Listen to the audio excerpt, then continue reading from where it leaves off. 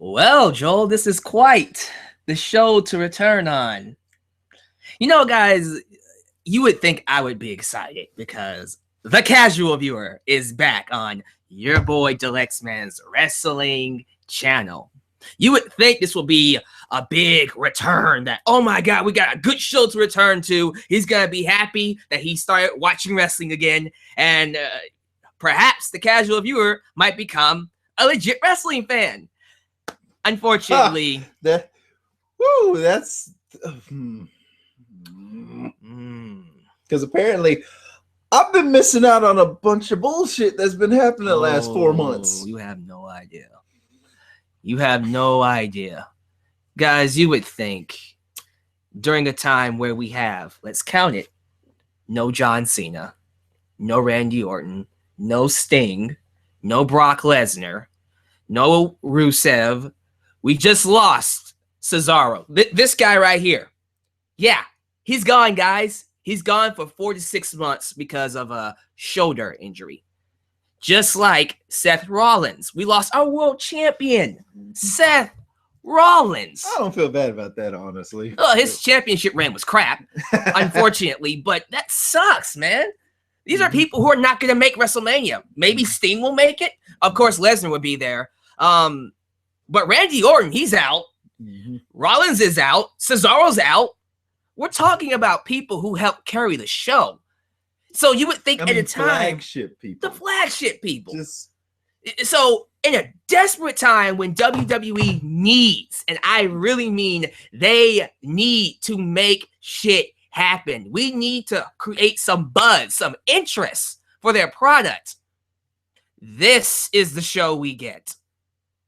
Just a big blob of nothing and just uninteresting things. That brings God, what the hell was this? I don't know, but this brings me up something because you said that YouTube doesn't do that whole comment while you do a thing, right? Unfortunately. Then people could tweet you, right? They can tweet me, that's fine. All right, because I was just saying, like, they could tweet you, right, instead of using the YouTube thing. Yeah, I mean, tell you what, if you can't comment down in the comment section during this live review, of course, if you're watching this after the review is posted, please give me your thoughts about WWE Survivor Series 2015, because we're going to give you our thoughts, unfiltered, uncensored. It's going to be a straight up massacre of the show. It was bad, guys. But for right now, because I can't see your comments, tweet me. Give me your thoughts over Twitter.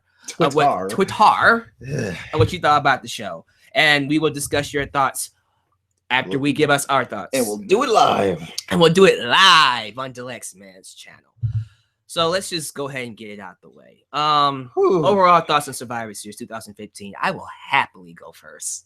I wanted this show to be something awesome. This show had all the makings of being a really, really, really good pay-per-view. There are so many directions they could have gone in. The Wyatt family could have fought Taker and Kane 4-on-2, whether it's Survivor Series style or just a regular tag match. Would have been an awesome match. Charlotte and Paige could have been just a really good Divas match, but we know how that turned out to be. Ziggler and freaking Tyler Breeze could have been a better match. The freaking traditional Survivor Series matches could have had some build. And this freaking tournament could have had a much better outcome. We could have done. Oh my God. Oh Jesus. Oh my God. If I could interrupt on that. Yeah. Okay, look. For those who know me, they know that I have a thing about reasons for people fighting. Mm-hmm. And when I finally saw a tournament, I was like, oh, someone's listening. Because we lost our world champion to a knee injury. So in a time where we need to make a world champion, the best solution was a tournament. I mean, I was like, the tournament, that's great. That's fantastic. But here's the thing. If you're gonna, we'll get into it. Yeah. But if you're gonna have a tournament, the money in the bank thing shouldn't apply to it. But it did. And we'll get to that later. Yeah, and the way they just went about it, everything about this show screams Lazy. Lazy. Seriously, me and this guy's a casual viewer. He isn't a hardcore fan like me who's been watching for 16 years. 17, actually, the more I think about it. 17 years. Okay, I could make a better show because I've been watching it for a while, but I guarantee you he can make a better show too. He was sitting here watching this show going, why aren't they doing this? Why aren't they doing that? Why can't we do this? Throwing out suggestions, throwing out ideas. And I'm going, you know what, Joel? Unfortunately, I'm sorry, but that is too good for them. No, what you said, you said, and I quote, that's what we, the fans, have been bitching about for years. So that makes it even worse since you don't even watch it on a regular basis. I don't know what they were thinking. This was not a good show. This was not. I will go into full detail on every single match. Trust me. Why this wasn't a good show. But we kind of got to. There's no choice. We need to go through each one of them. But overall thoughts about the show and your view. Oh, D. D. Just D. D. And I mean, I wanted to give it a C just for Undertaker's sake. But yeah, 25 years of the Undertaker. They fucked that up as well. And that's why okay. The Undertaker thing was one of the reasons that I was disappointed. They hyped up the whole, it's his 25th year of wrestling. And I was hoping that, like, if it was that this was his send-off, this was his retirement match type of thing. Mm-hmm. Like, if you're going to do this, but they keep seeming like, yep, it's his 25th year, but, you know, WrestleMania is when he's going to retire. Assuming that's it, but I don't know. I don't know, man. I can only just talk about what happened. And then you guys who didn't watch it, trust me, don't go watch it if you didn't. Skip the show. Please skip it for your own sake. Those who did, I'm sorry. That's what you got. Imagine if you paid $50 for this show. Shit. Remember, WWE used to make you pay $50 for shows. So granted, $10. Okay, I guess $10. No, even $10. I want my money back. Like, no, because I guess he's right. I would want my money back too. Because look, here's the thing. I remember when it was $50. There was a little bit of like, you know, it wasn't the best, but I'm glad I paid for it. Right now with $10, it just seems like, you know, I don't even care anymore. There's come to a point where almost every match I saw was, I don't give a shit who won or lost. And that is, nothing was gained, nothing was lost. Yes, and I don't know what's going to happen to these characters. Frankly, I don't care. If they fall into a ditch tomorrow, which, I mean, the real people, I hope they don't fall into a ditch. No, but if the characters that they're portraying died tomorrow, oh no. And that is the fundamental problem of the WWE nowadays. There is no storytelling going on. No ounce of storytelling at all. And the stories they're trying to tell are done so freaking poorly. No, the thing that pisses me off is they're trying to do good stories. Are they trying? No, like I said, it's the whole Daniel Bryan thing. Because they're trying to do what they did with Daniel Bryan. But that's what I mean, with Roman Reigns, but they're doing it wrong. What they're doing with Roman Reigns is a carbon copy of Daniel Bryan, which I almost feel like they're just not getting it. They're not getting it with Roman Reigns. We're getting off topic. Let's start from the. Let's start with the pre-show. Let's start from the beginning, and then we'll talk about all that in those matches. So the pre-show was an unannounced 5-on-5 traditional Survivor Series match. Most likely because Cesaro wasn't here. Yeah, Cesaro got hurt. Like I said, he's out for 4 to 6 months because of an injury. God, and that guy was one of the top baby faces in the company. I'm sorry to those fans who were looking forward to seeing him. I saw some people with your shirt on too. They were pissed. That must have been disappointing to them. Okay, let's start off with the pre-show. It was a 5-on-5 traditional Survivor Series match. It was Stardust, The Ascension, Miz, and Bo Dallas. We're team up versus the returning Goldust, Dudley Boyz, Neville, and Titus O'Neil. Now, I'm pretty sure that was supposed to be Cesaro, but it happens. I will say this though. I'm almost glad Cesaro didn't come if it was going to be a pre-show. You know, this match wasn't even. Yeah, I wouldn't want to win a pre-show either. But this match was just there. You know, I would expect a match involving Goldust and Stardust, which is a feud they started back in February. We're supposed to be excited about it. Remember, brother versus brother. I wasn't, because it wasn't hyped. And well, actually, I would have even been disappointed in that. Because they did that, like the last time I was here, they did that where they made their rivalry a pre-show thing. That is in no way a pre-show rivalry. It's not. Yes, thank you. It shouldn't be a pre-show rivalry, which obviously lets you know how they feel about Stardust and Goldust as a feud, period. That should be on the card.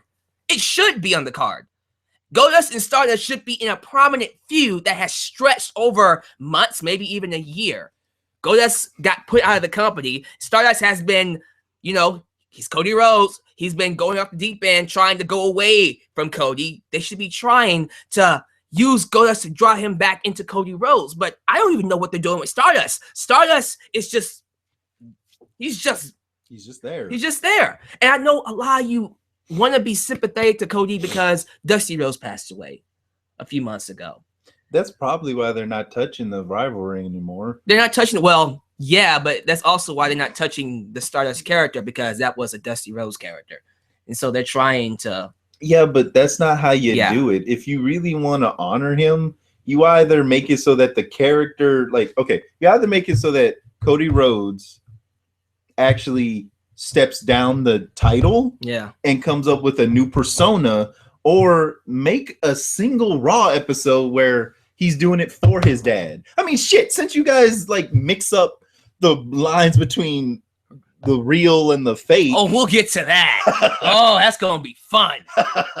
But yeah, since you love doing that, why not just do this? I know Cody says, I don't want to involve my father in my storylines and stuff That's like that. a little late for that. It's kind of late. I mean, that's your whole backstory when it comes to a wrestler. I mean, that's why it's and not to mention, you have every right. He was your dad. You have every right to be like, oh, dad died because of you. I mean, granted, don't do that. Right. But I'm just saying that you should have it. I mean, hell, if you're going to have a rivalry, have the rivalry that I should be the Goldust successor, not you. Yeah. Or something. I mean, at least that's more believable, because that could happen. But in reality, y'all don't care. Right. You both love your dad. You're both wrestlers, and you're both having fun. Shit.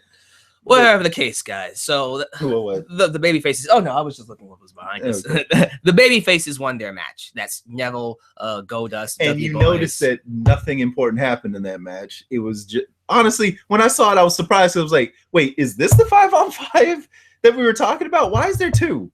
And why is a 5-on-5 a pre-show match? Because in my experience, a pre-show match is supposed to be for new faces. Yeah. Or people trying to get their groove back in wrestling again. Yeah, not for the people who just had nothing to do. Yeah, I'm just it just seems like what that really happened is oh, you guys filled up your work quota, but you have one more hour left. So how about you do a pre-show? I don't know. That was the pre-show though. The good guys won.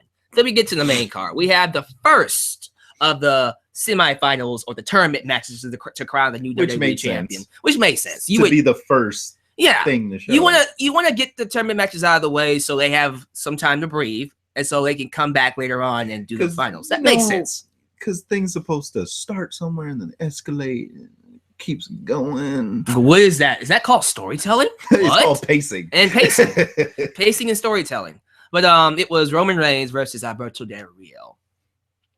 This match was way too long. I think it went 25 minutes. And I'm sorry. Okay, why is the We the People guy support Del Rio? Reasons. Fuck you. Seriously? That's all you have? Dude, we have no idea why they put them together. Okay. It makes no sense. Quite frankly, this whole Mex-American gimmick is... I don't know what the hell it is. I'm going to say something right now because this is what's been bugging me about WWE lately. Yeah. I'm tired of using gimmicks as character development because that's not it. Their gimmick should not be their character development. Let me just say this, Joel. When Alberto Del Rio returned at Hell in a Cell, he beat John Cena for the U.S. Championship. Okay. What a great way to return. But when he came back, he was just Alberto Del Rio. He was a great wrestler who just so happened to be Mexican. That's it.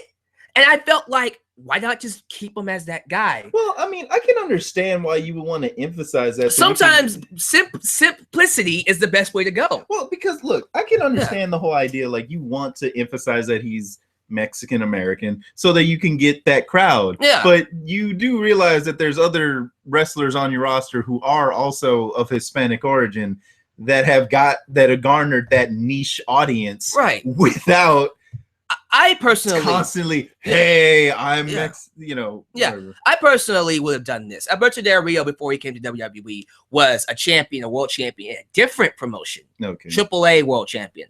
That's a Mexican wrestling championship. Personally, are you talking about like Olympic wrestling? Or are you talking about like the Mexican version of WWE? The Mexican version of WWE. Okay, never mind.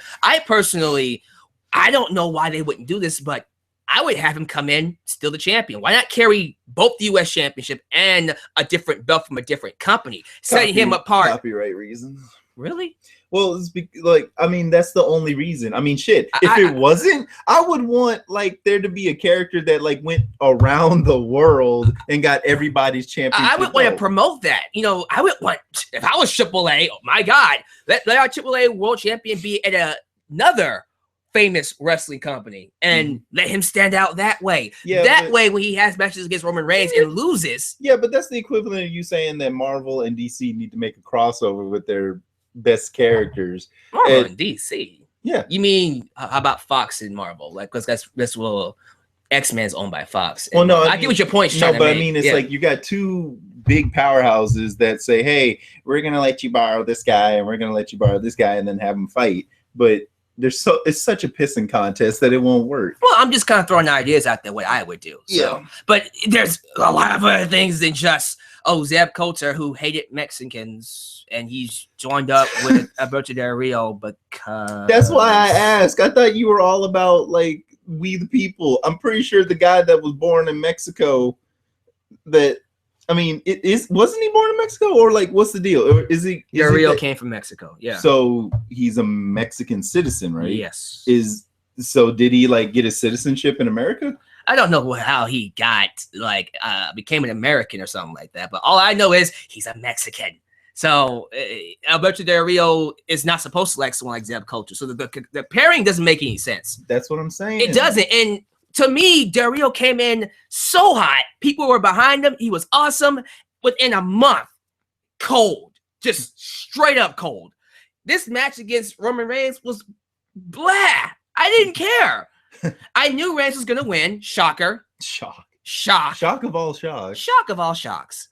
But at least if you're going to win, make it competitive. Convince me that Del Rio could have won. Mm-hmm. Not at one point that I think Del Rio was going to beat Roman Reigns. So this match was pointless and it went way too long. It wasn't pointless because it was a tournament match. It is kind of pointless because of the fact that it's pointless in the way that you knew that Roman Reigns was going to win. They've been hyping it up that he was going to win. They've been hyping up the rivalry between whatever. So granted, if he would have lost, that would have been a shock. Right. But then okay, let's say he did lose. So it'll be Del Rio versus who? And it wouldn't mean anything again. It would have been him versus KO, whatever the fuck his name is. Oh, Kevin Owens. Yeah, would have been just him versus Kevin Owens, and then I just have a feeling that Roman Reigns and Dean Ambrose would have just still fought anyway. They just would have interrupted the other guy's fight and just had their fight because that's what we all been waiting for. Yeah. Hell, that would have been an interesting story. Whatever, man. It's just crazy. But Reigns wins, then we get Kevin Owens versus Dean Ambrose, which I thought was that the very next one? The very next match. Okay. Yeah. That was actually a pretty solid match. I mean, could it have been better? Yes. I didn't like it. But I felt like it was better than Reigns and Del Rio for sure. I mean, yeah, but I didn't like it. I mean, but then again, I just don't know who the hell Kevin Owens is. And that's the problem. That's the problem with the show, period. We're not fleshing out these characters. We're not telling stories. We're not actually getting people invested. We're just doing These shit. Aren't characters. They're archetypes. They're dummies. Not stupid dummies, but actual lifeless things that they just go out and just throw each other around. There's nothing to get invested. They're not people, like you said. They're husks. They're husk. They're shells. The shells. Because honestly, here's the thing. Explain to me this. Explain to me you can tell me, like, okay, I can give you a prime example of what I'm talking about. Yeah. You could tell me in 3 sentences who The Rock is.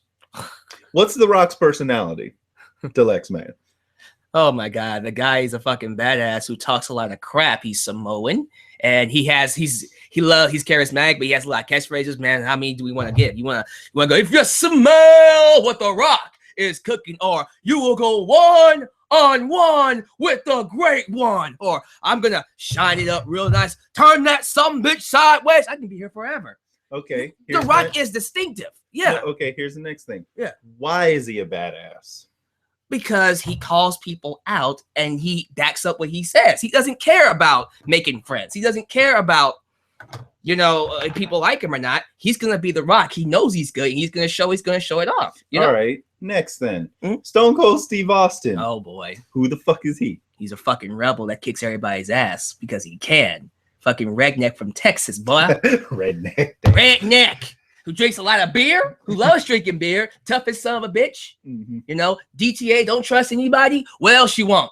But he's bringing up some points here. Okay, we're fleshing out the characters. Now then, who the hell is Kevin Owens?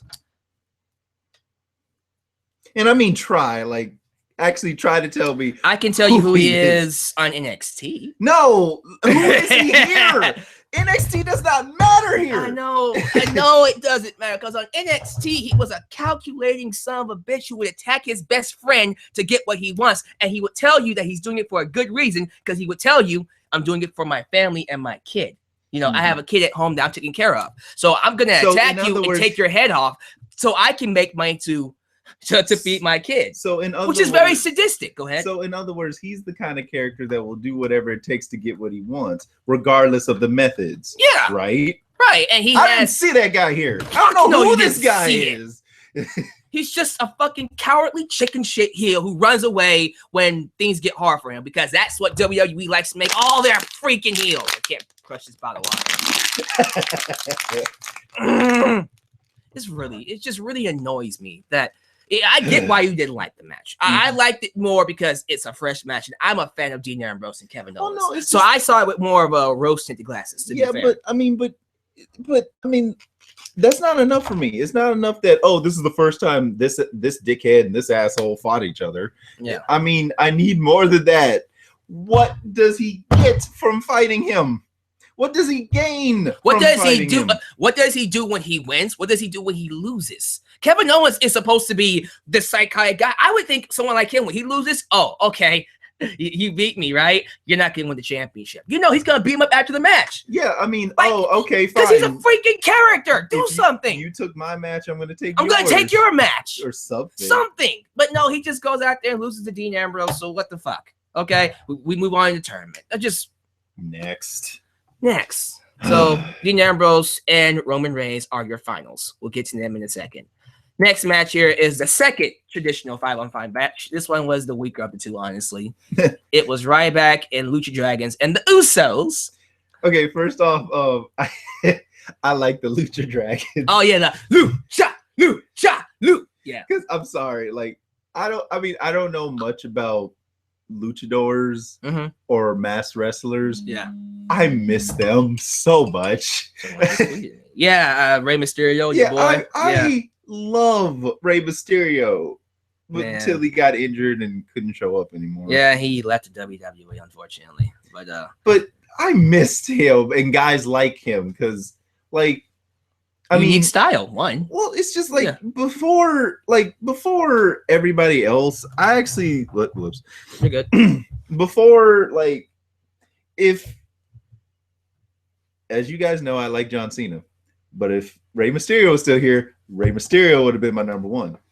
Right. He was not even the most popular, but I just like him because of his style and character and his reason for wrestling.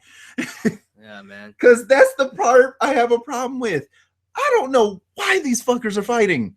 I don't know what they're fighting for. I don't know what they're gaining from fighting. They just are. Yeah. And tournament match was the only reason we got for helping them out. But other than the tournament stuff, what the fuck? I mean, it's really disappointing when certain fighting games have better motivating factors to why these assholes are fighting than wrestling. And these are actual people. I don't know, man. It's just crazy. We're supposed to believe they're actual people. But it's Ryback, Lucha Dragons, and the Usos versus the New Day, Sheamus and King Barrett. What are your thoughts on the New Day? Those guys in blue coming out, the guy with the trombone, Big E, Kofi Kingston, Xavier Woods. I never liked the New Day ever. Okay.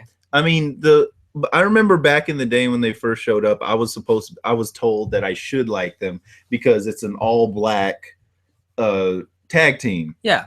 But all I can think of is like, well, that's not the first time that's happened. Yeah. So scratch one on that. You didn't really have any personalities to them at all. They didn't have personalities to them at all. And like I said back then, I don't know these people. Mm-hmm. And I don't mean any ill will when I say this. Mm-hmm. But it just seems like the only reason they're a team is because each one of them couldn't do it on their own. Which is kind of sad. And it really is, because it's like the whole thing with the Shield.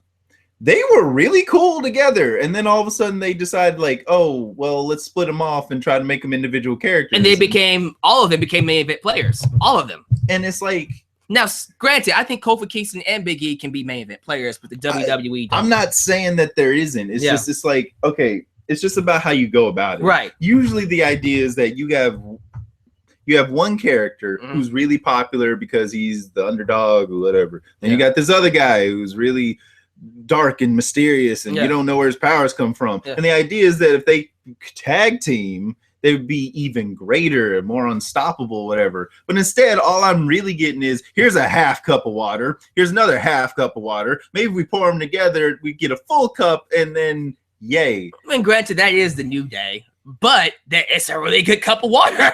No, I gotta admit. Yeah, but I don't want three people to make one interesting entity. And that's the New Day, though. But unfortunately, that's boring as shit. It's lazy. I mean, each one of the New Day should be important enough as it is. Yeah. Each one of the New Day should be able to stand up on their own 2 feet. Unfortunately, without each other. Yeah. I mean, and you know what? The more you say that, let's be real, guys. I think we would all be sad if the New Day split up and went on their own.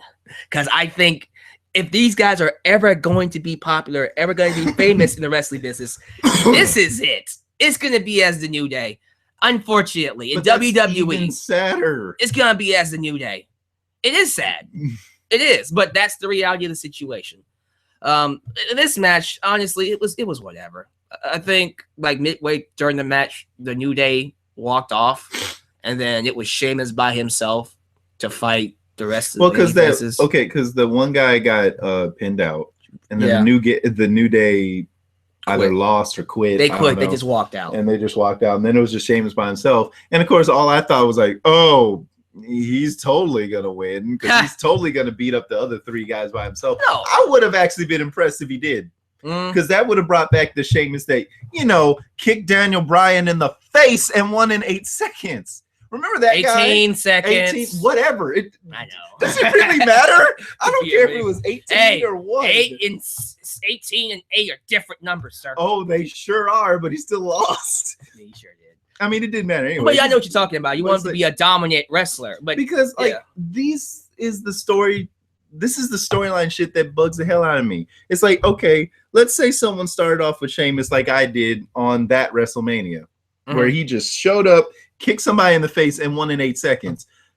Let's say Sheamus was like at 100%. Yeah. All right. And every single thing you do, like if he loses 10% of my giving a shit. Yeah. And then, or points or whatever you want to call it. And it just keeps going like that. He lost so many points. So by the time he's like at 50 points and he's fighting against 3 people, I don't expect him to win. And I shouldn't be thinking that, considering his past accomplishments was beating somebody in 18 seconds. When was the last time that happened? Since then, that was it. Okay, and he's lost pretty much all his matches since then, which is going to lead into why the ending is even more stupid. Thank you for saying that. We'll get to that in a second, but that's how that match turned out. Let's talk about the Divas match next. The Divas match. Divas Championship match. Oh, my God. Charlotte Flair versus Paige. Now, this actually got a mixed reaction from people on Twitter, and clearly the crowd didn't quite like it either. You want to talk about the Reed Flair stuff? Okay, look. just to be clear, this is not really a criticism against the match. The match of itself is fair. Yeah, it's like a C. It was a good match. We're gonna say it was solid. I'm gonna say it's a C. It's average. It didn't offend me. Let me put it that way. I actually enjoyed it. I was disgusted because of all of the hype surrounding it. And it's more of a disgust because of the fact that it's something that WWE keeps doing that hasn't stopped yet.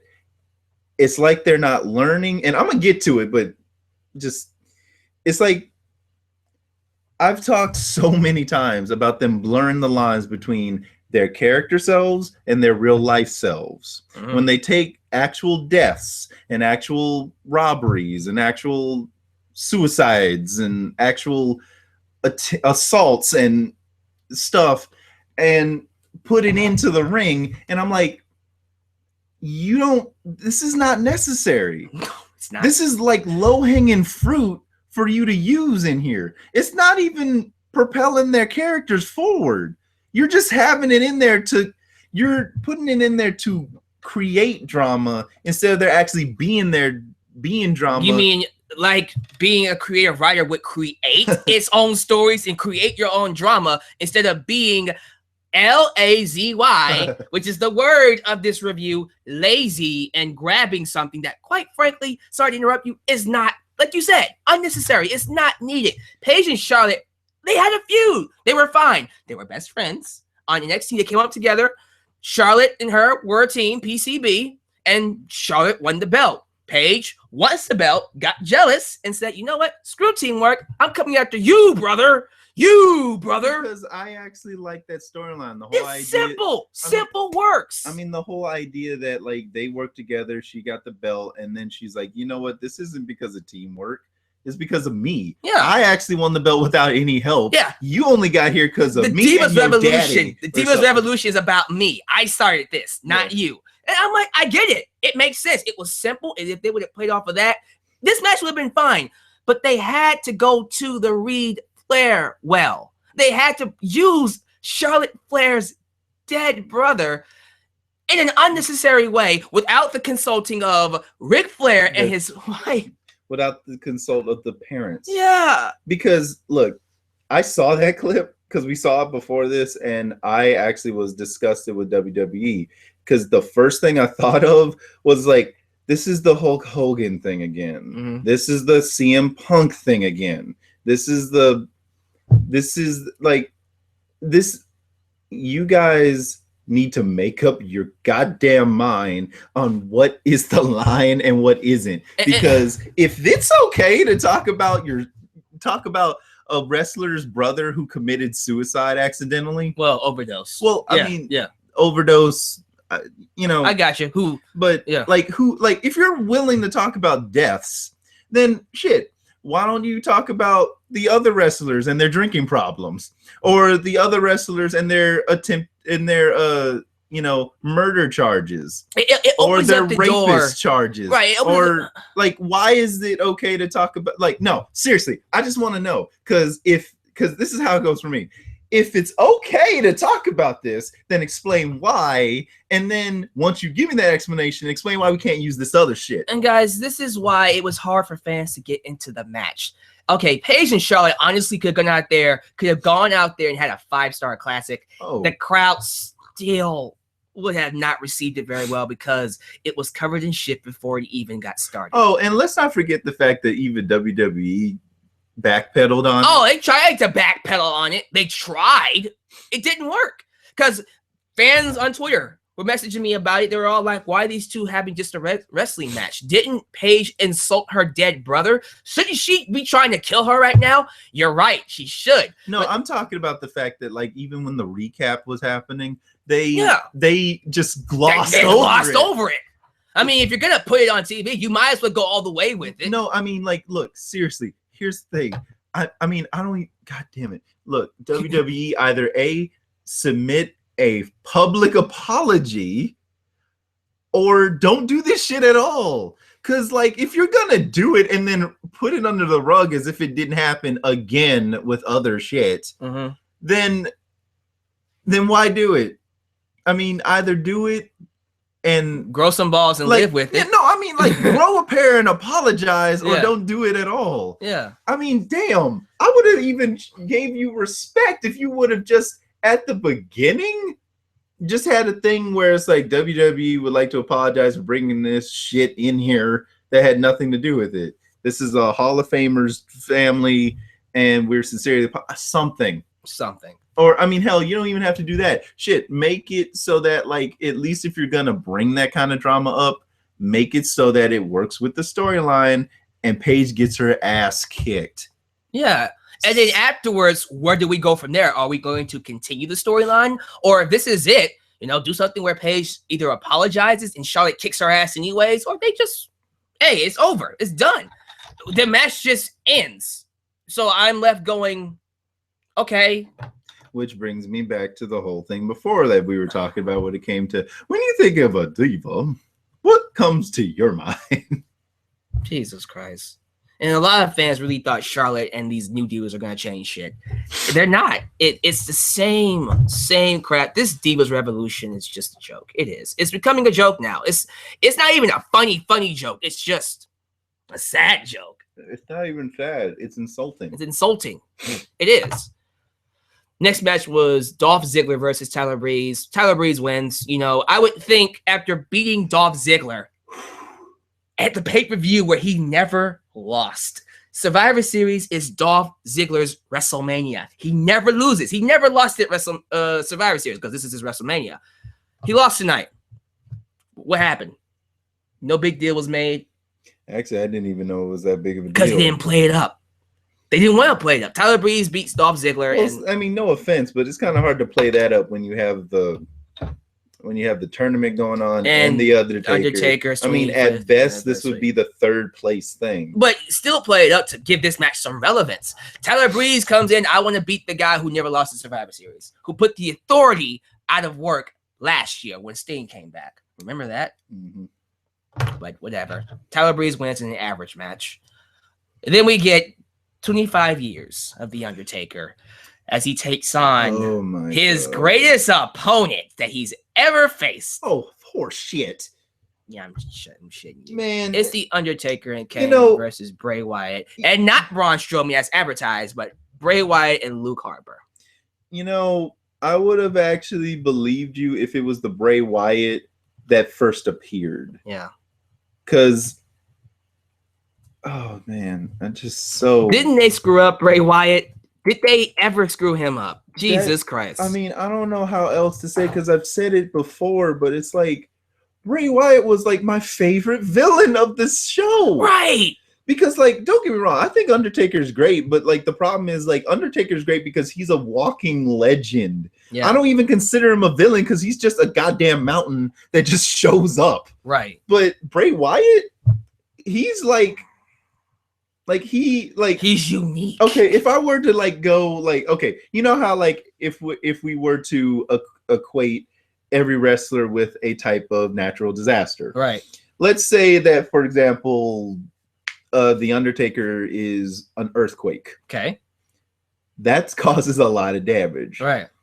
Bray Wyatt, on the other hand, in the beginning was a tornado. Okay. Because wherever he went, destruction happened. Yeah. You know, he caused destruction, but like, you know, you caused destruction, but you could theoretically get away. Mm-hmm. If it's an earthquake, you have to not be there. Yeah. Like damn. So what was he as the time went by? Did he evolve into something else, or was he still a tornado? I mean, he had the potential to become a goddamn tsunami. Yeah. And Jesus. And now he's literally just leaves in the wind because he's not.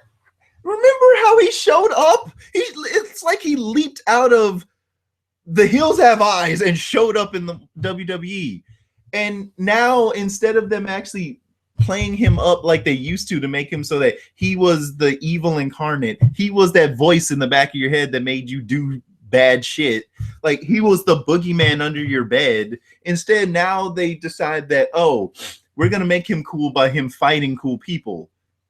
That's not how you do it. You have to have a cool character go up against other cool characters so that what they earn when they finish their fight means something. And this is what disappoints me about this match. It started off really interesting. Taker lost to Brock Lesnar.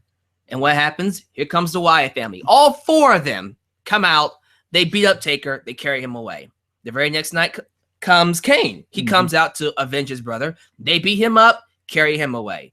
And then they do the whole mystical, I'm going to steal your soul and to stake your powers, which is fine. I mean, it plays. That's not fine. That's not fine at all. Because no one actually explained to me what their goddamn powers are. They're making this shit up as they go along. Taker controls the weather and can't control. No, okay, but shit. Like, no. Okay, no. Let's start with that shit right there. Okay, the Undertaker controlling the weather, fine. But the idea is that because he's a goddamn zombie, and that's how he can control the weather, I'm assuming. I don't know. But death and destruction. He's like the Grim Reaper. Or something. And then and then Daniel Bryan, the whole him doing stuff like having his whole mind control thing that had more to do with this whole like cultist type of angle that he had going. Yeah. So what does that have to do with you taking the powers from taking their souls? It's like, so you can take people's souls. Where did that come from? Okay, not Shao Kahn. Shang Tsung. Yeah. Shang Tsung, gotcha. Okay, well, you know what? I guess again, this is me looking at it from rose-tinted glasses.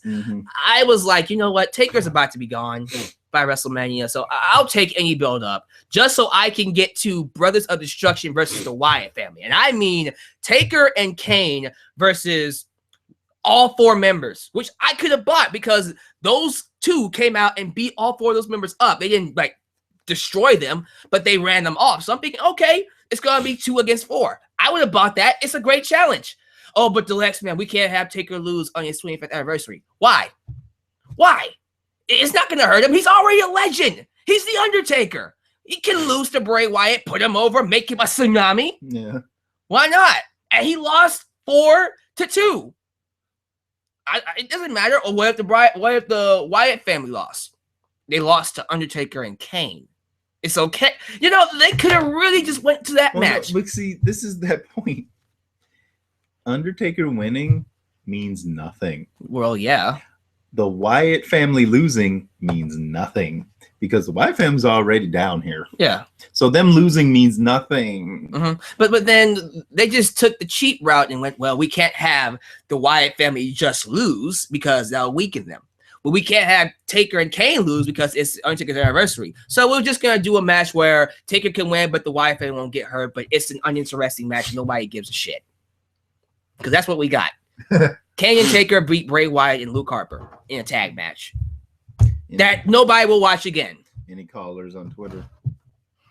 We've got a few people on Twitter giving us their thoughts. But guys, that was ridiculous. It's just that is the match you're gonna do for his 25th anniversary. Who's gonna want to watch that match again? Who? Nobody. Just a god awful match for Undertaker. Anything else you want to say about that? Well, I just wanted look, they keep hyping up the fact that he's been doing this for 25 years. And I expected like a good send-off. But by good send-off, I'm thinking like having a dream match. Like having the Undertaker fight someone that everyone's been wanting him to fight for years or something. You mean like Sting?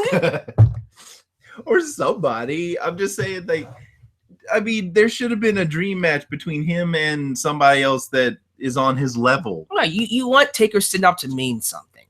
You know, you want it to be like, man, that is the last memory I want of the Undertaker, whether it's to win or lose. Because, like, okay, I don't know who that guy is, but because we watched it before and it was his. Actually, no, it was the Undertaker versus. I don't know his name, but he does that kick. The kick. Yeah, he does like. I just know like when he fights, he just grab him. He was actually gonna be on the Stone Cold Steve Austin podcast or whatever, and it was one guy, and then there was this other dude, blonde hair, ponytail, and not Hulk Hogan, but not Dolph Ziggler. No, well, I don't think it is. I know he retired, and it was last like he was in the Hall of Fame, it was last year, and I know he fought somebody, and then at the end of it, Shawn Michaels. There you go. Okay. God damn Thank it. you. Holy Shit. crap. Okay. Shawn Michaels. You remember his send-off? Oh, man. That was legendary. Oh, that was And a good send-off. And he even lost, and I didn't care because how they ended it was just so respectful to Shawn Michaels his career. did everything that he could possibly do in WWE except beat the Undertaker streak. And what a way to go out. Doing the one thing he couldn't do, which is kind of what happened with Taker and Brock Lesnar. Taker could not beat Brock Lesnar. He couldn't do it. Yeah, except that part was actually dumb to me. Because, again, like I said then, it's like you didn't take anything away from...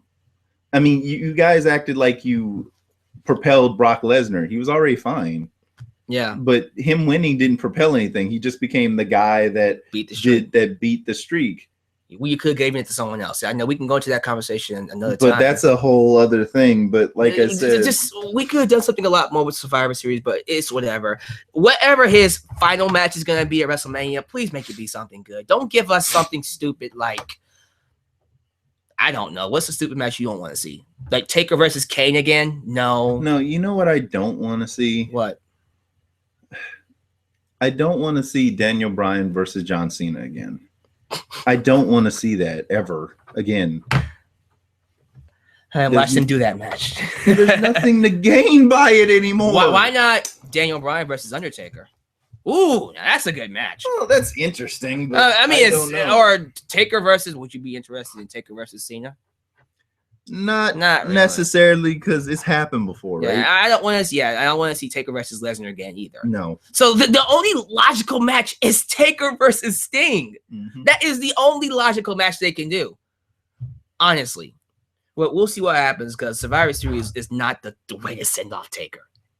Let's talk about the main event. So we all predicted that the finals was going to be Roman Reigns versus Dean Ambrose. We all knew. What a shock. And we all knew that Roman Reigns would walk out with the championship. What a shock. And the match was good, but it was like, I swear it was like barely even 5 minutes, 7 minutes long. It didn't even go that long.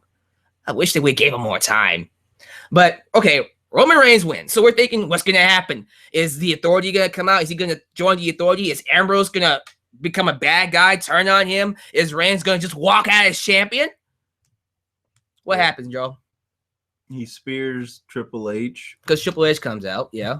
Oh, well, because Triple H comes out and then he's like, okay, shake my hand. You'll be a part of the Authority. The Authority, yeah. And at first I thought Roman Reigns was just going to walk out. Yeah. You know, he has belt in hand, bye, done. Instead, he spears Triple H with something.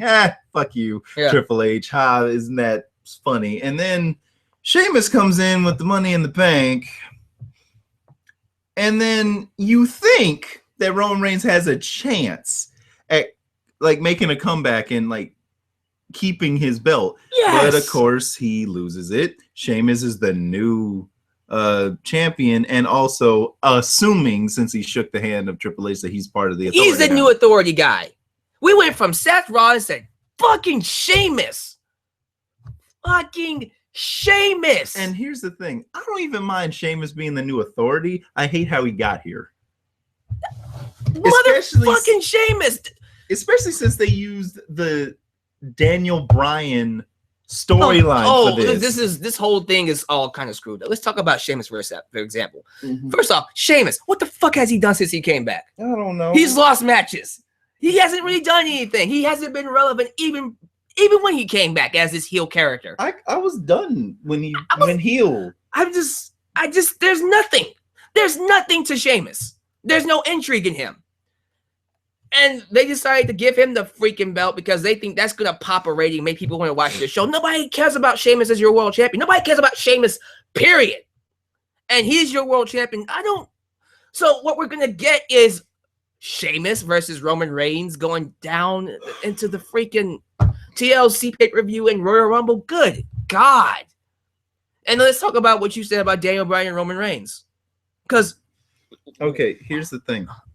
Throughout this whole Roman Reigns reign, throughout this whole saga of Roman Reigns, I've seen a lot of patterns. And the patterns is exactly the same of everything they're trying to do seems similar to what they did with Daniel Bryan. I know. But It's just not working because you don't have the fans behind Roman Reigns the same way you had on Daniel Bryan. Daniel Bryan was seen as the underdog that's going to prove to everyone that he deserves to be on top.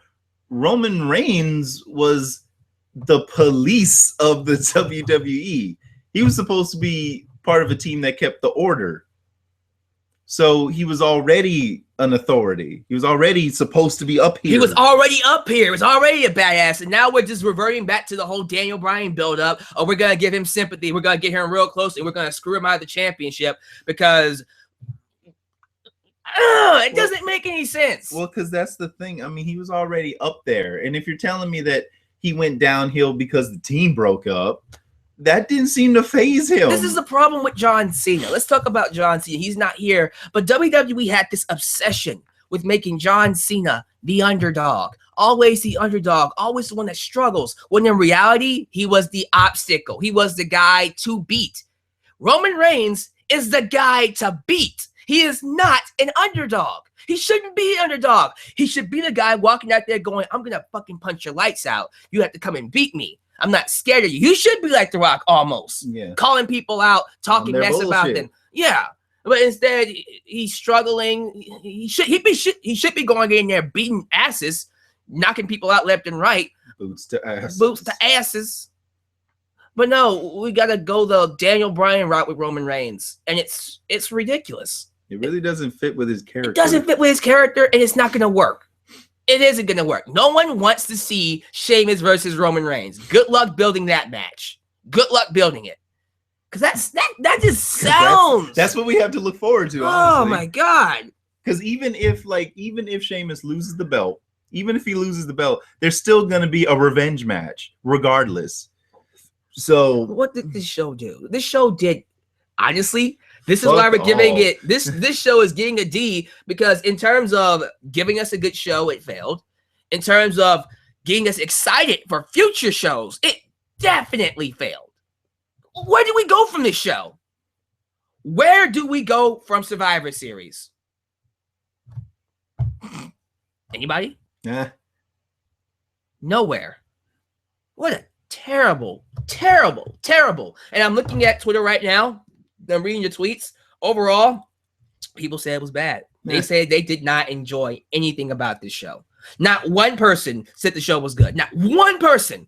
One. Just give me one person.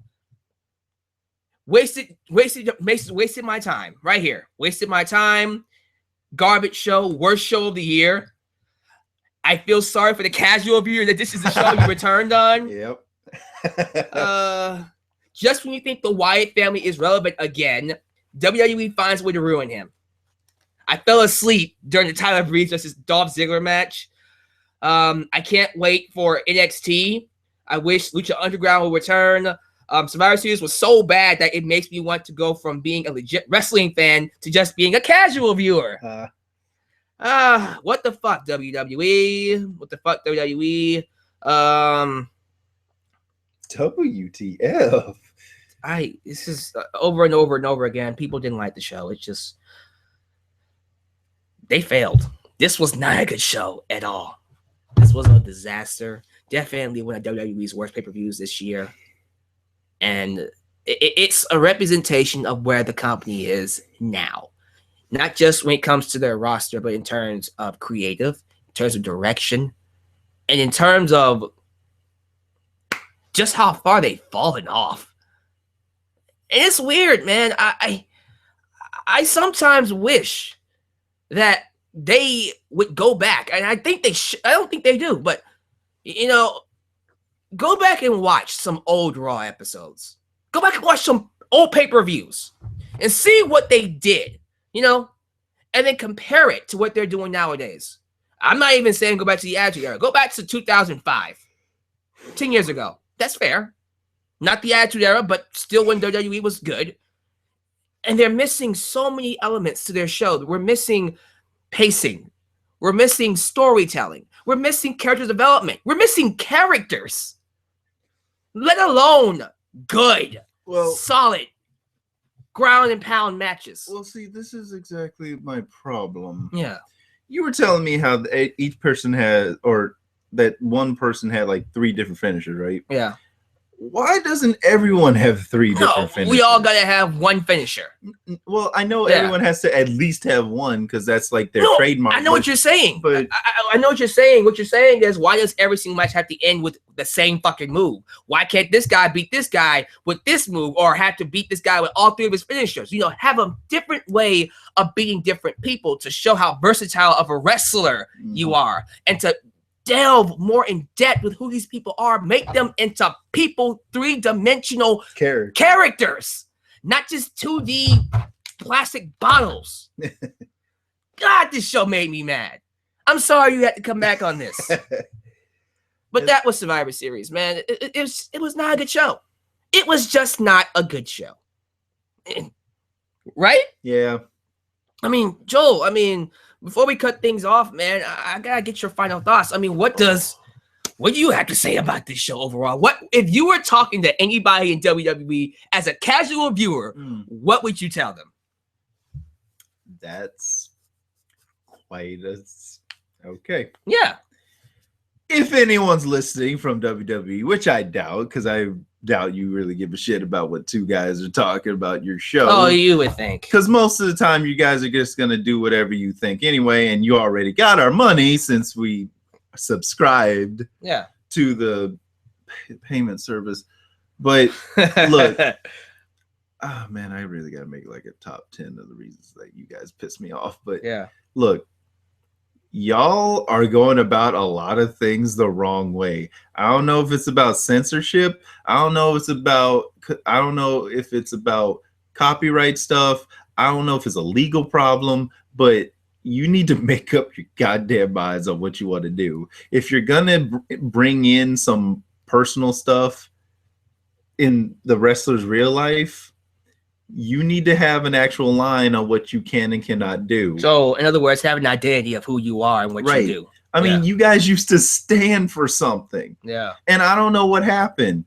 And then the way you guys have handled like a lot of stuff, like the Hulk Hogan debacle and the CM Punk thing, and then this with the Charlotte and Paige thing. Yeah. I am actually disgusted. And it's shit like this that makes me, and it's not even what they did. It's how you treated the situation that makes me not even give a damn. Like, even if I wanted to be a fan, it's stuff like this that makes me not. I mean, hell, I at least liked it a little bit when Stone Cold Steve Austin actually interviewed Triple H and actually asked him, so that CM Punk thing, what happened? And Triple H's answer was, oh, that was unfortunate, but if he ever comes back, we'll talk about it. That's it. Why don't you actually tell me what went wrong? Why was it so bad? And, you know, like, what's to stop it from happening to somebody else? I mean, what you did not only takes away fans, but it takes away people that would even want to be a wrestler. What about all those kids that wanted to actually grow up to be just like CM Punk? Wanted to be a part of the WWE and be just like him? Or what about people like Cesaro or Seth Rollins or Neville or Cody Rhodes, who's Stardust? These other characters that you're not giving time to because you're too busy of trying to make Roman Reigns into a character that he's just not. Well, it's just, my problem is, it's like, what happened to you guys actually having characters? And instead of trying to make new people, why don't you make legacy wrestlers? You know, like people that like the Stardust and the Cody Rhodes, like Stardust and Goldust thing. Mm-hmm. Why isn't there a thing where Goldust passes his name on to a different wrestler? I mean, why not? I mean, there's no reason why you can't. If he retires, give it to him. Fuck. What about the Undertaker? He's going to retire at some point. Why isn't there someone that could take his shoes? Bray Wyatt? I mean, Jesus. The thing that pisses me off is that everybody, like WWE keeps trying to make brand new people do the same shit. Why don't you have legacy characters? Why don't you create your own stories? Why not just make new people? Don't stop trying to make John Cena. You're not going to make a new John Cena. John Cena is a once-in-a-lifetime wrestler that will never happen again. Just like Hulk Hogan, just like The Undertaker, just like Austin, just like CM Punk, Daniel Bryan. You're never going to remake these guys. Actually, hell, I don't even mind if you remake them, but you got to do it right. And you know how you made those characters relevant? Because they had one thing. They had a personality. They had a reason to fight.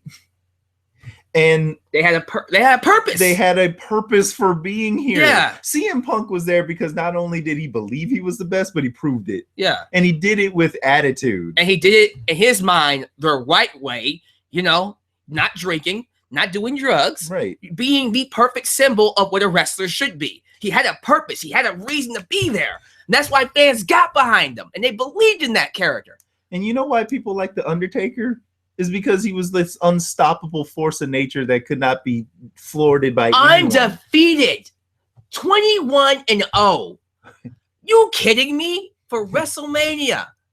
You have that mystique of a character behind you. Like, come on, man. I mean, that's why it bugs the shit out of me, because it's like, you guys been doing this for 30 goddamn years. And you're telling me that you guys don't. I mean, how many people are on the card? Like, how many male wrestlers is there on the card? Like 30? Like 20, 30, yeah. Okay.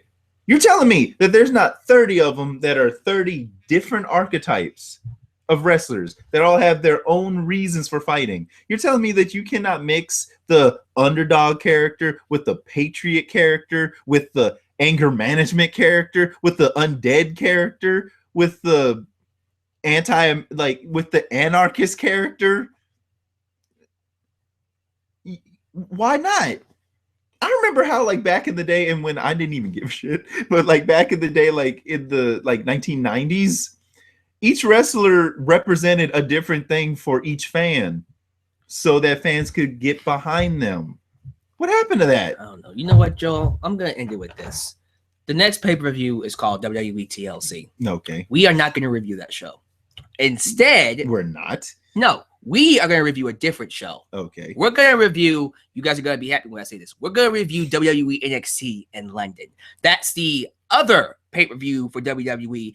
Unfortunately, this show won't be appearing on Sunday. It's going to be appearing on Wednesday. Okay. Now, we can do it the night it actually premieres on Wednesday, or we can do it whenever you're free. But that's the next time you see us together, it will be because we're reviewing that show. You need to see how a real fucking wrestling show is done. You need to see that wrestling still exists. And when you watch NXT in London, not TLC, you're going to go, this is what the WWE needs to be. What it used to be. What it used to be and what it needs to be now. And if you guys agree, down below in the comment section, you're going to read the comments. Let him know. Do you want to see the casual viewer review WWE NXT London? Let me know down below. Cool?